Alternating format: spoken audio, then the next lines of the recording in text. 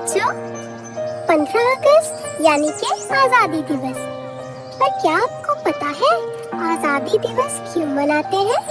और हमें आजादी मिली थी तो किससे मिली और कैसे मिली?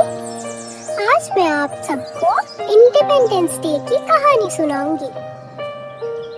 भारत, जिसे कि सोने की चिड़िया कहा जाता था, उसे लूटने के लिए आज से तकरीबन 400 साल पहले सन 1608 में ब्रिटिशर्स ईस्ट इंडिया कंपनी के रूप में भारत आए।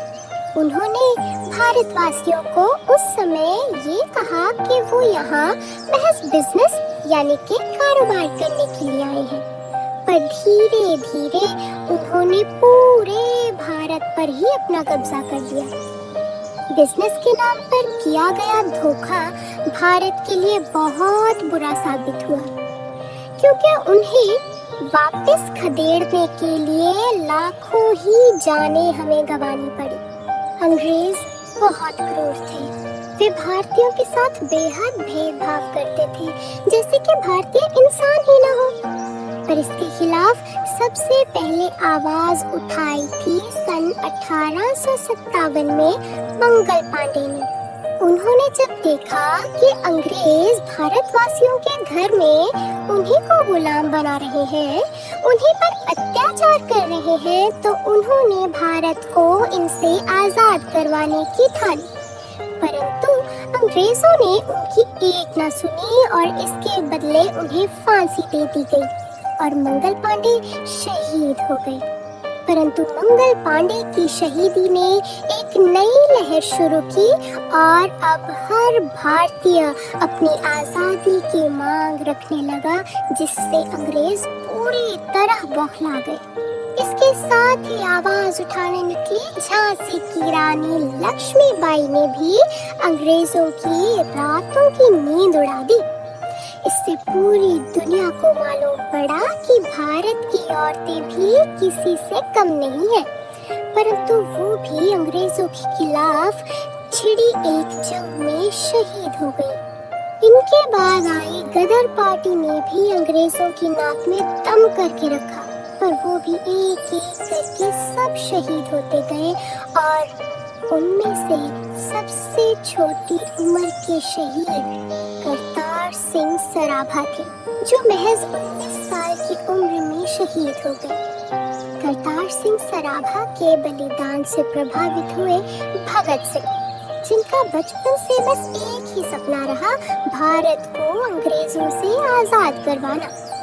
13 अप्रैल 1919 में जब वैसाखी के दिन जलियांवाले बाग में अंग्रेजों ने मासूम और निर्दोष भारतीयों पर गोलियां चला के हजारों ही लोगों को मार दिया, जिसका भगत सिंह पर बहुत प्रभाव पड़ा और उन्होंने जवान होते होते इतनी किताबें पढ़ी जिससे उन्होंने जाना कि कैसे एक खुशहाल देश बनाया जा सकता है।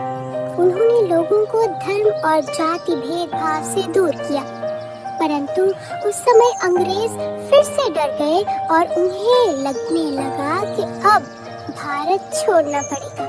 इस वजह से उन्होंने भगत सिंह को भी उनके 2 साथियों राजगुरु और सुखदेव के साथ फांसी दे दी। इतने सालों में कई सारे भारतीय लाखों की संख्या में शहीद हो चुके थे और भगत सिंह की शहीदी के बाद तो सभी एकजुट होकर आजादी पाने की तरफ बढ़ने लगे। कांग्रेस पार्टी को भी देश को आजाद करवाने के लिए काफी श्रेय दिया गया, जिसकी अगुवाई कर रहे थे राष्ट्रीय पिता महात्मा गांधी और पंडित जवाहरलाल नेहरू। एक और स्वतंत्रता सेनानी सुभाष चंद्र बोस, जो अपनी एक बहुत बड़ी ओहदे की नौकरी छोड़कर देश की आजादी के संघर्ष में कूद पड़े थे और लोग उन्हें नेताजी कहकर संबोधित करते थे।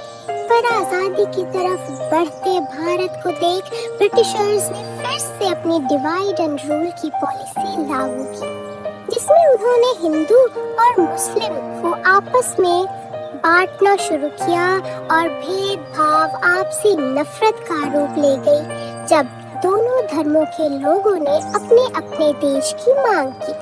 आखिरकार 15 अगस्त 1947 को वो दिन आया जब भारत को आज़ादी मिली। हर तरफ खुशी की लहर थी, पर इसी खुशी के बीच भारत दो हिस्सों में बांटा गया, हिंदुस्तान और पाकिस्तान। हिंदुस्तान में ज्यादा हिंदू और सिख थे और पाकिस्तान में ज्यादातर मुस्लिम गए। इस बंटवारे में भी हजारों लोग मारे गए, परंतु भारत अब आजाद हो चुका था। पंडित जवाहरलाल नेहरू भारत के पहले प्रधानमंत्री बने। तो बच्चों, देखा हमारा इतिहास कितना महान है। कितने बलिदान देकर हम आज आजादी से घूम पा रहे हैं। इसीलिए हमें अपने देश की मिट्टी को कभी भूलना नहीं चाहिए और हमेशा अपने देश का नाम रोशन करने के लिए मेहनत करते रहना चाहिए।